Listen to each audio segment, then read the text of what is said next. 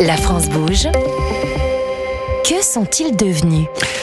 C'est l'application Green Go, donc c'est une plateforme de réservation d'hébergement, exactement comme Airbnb ou Booking, mais on y retrouve uniquement des logements qui répondent à des critères écologiques, comme l'isolation, la gestion des déchets, savoir si, par exemple, dans le petit déjeuner, est-ce qu'il y a des aliments bio, locaux et de saison. Et à l'époque, Green Go comptabilisait près de 7000 hébergements en France. Bonsoir Mathieu Ravard.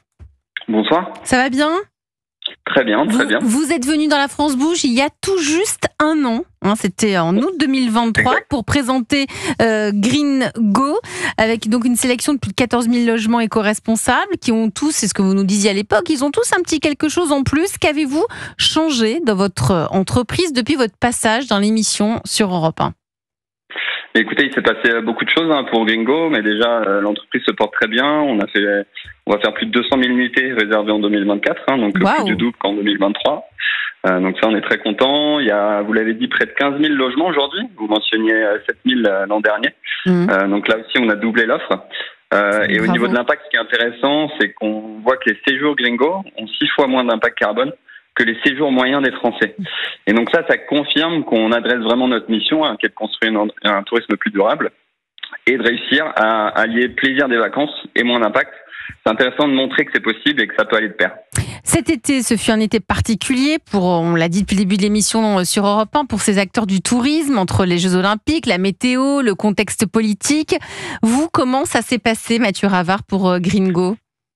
En effet, c'est vrai que c'était un été pas comme les autres. Le contexte politique qui a forcément influencé le départ des Français en vacances, les Jeux Olympiques, la météo qui n'était pas forcément au rendez-vous non plus au début de l'été. Nous, ce qu'on a observé, c'est qu'il y a une augmentation du last minute. On a plus de 50% des réservations.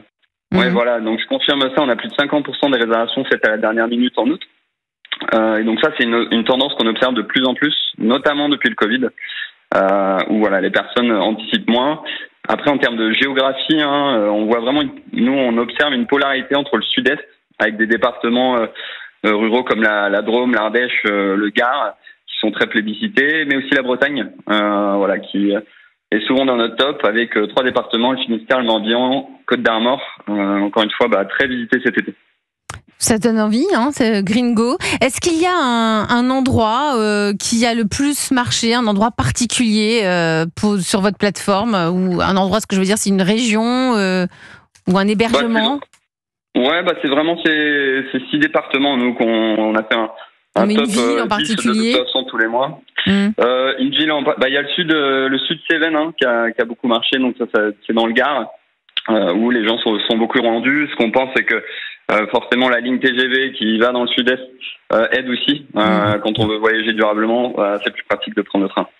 Merci Mathieu Ravard, bravo. Je rappelle que vous êtes l'un des cofondateurs de Green Go.